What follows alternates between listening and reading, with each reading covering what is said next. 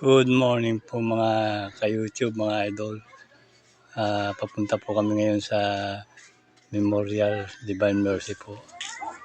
Dadalawin po namin ang aming father, 32nd death anniversary na po niya. Kasama na po namin dadalawin ang aming mga kaibigan at mga iba pang relatives na naka-invite po doon. Hintayin niya ako!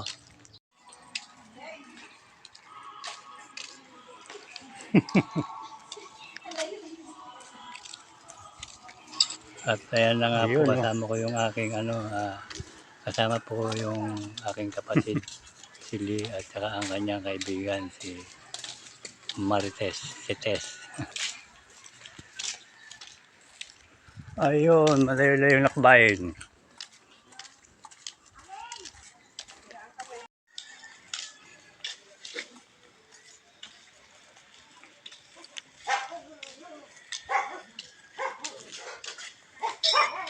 At ayan nga po yung aking dalawang kasama, ang aking kapatid at ang kanyang kaibigan si Tess.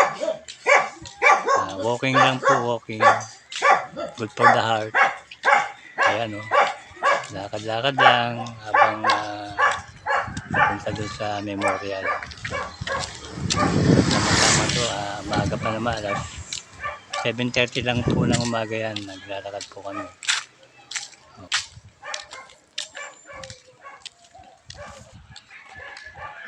Saan pa mo?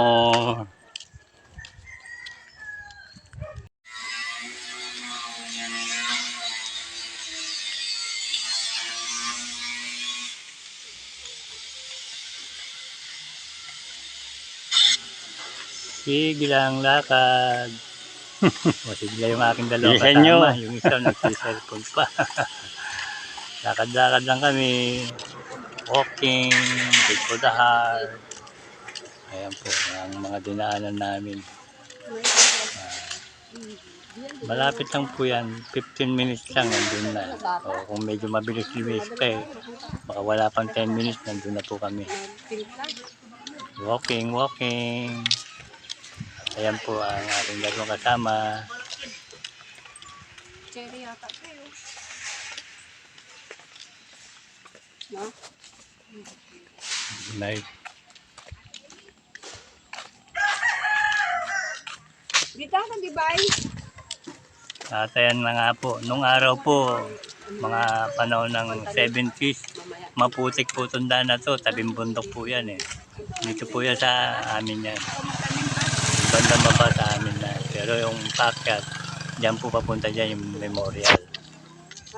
Nako, kung nung araw, dadaan ka rito, puro putik po ang dadaanan mo. Tabing bundok. At ayan nga po yung makikita mo yung mga palayan po yan dyan sa gilid yun. Ayun po yung bundok na nakikita nyo ron, mayroon pong bundok ng bato doon. Madalas din namin puntahan yun noon nung ako'y maliliit pa. Yun nga po.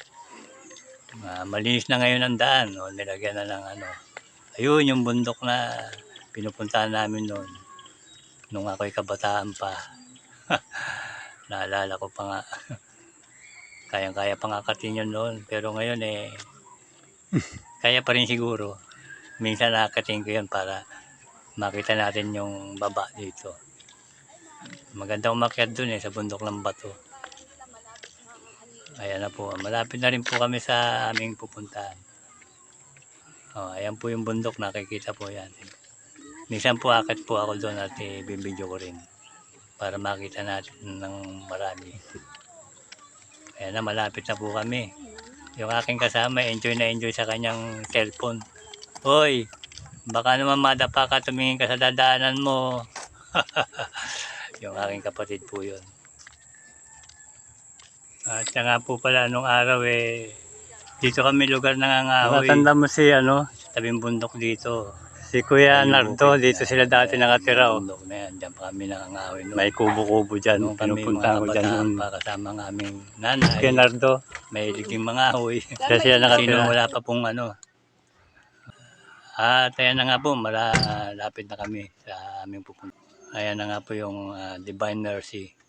Pinabilis na lang po yung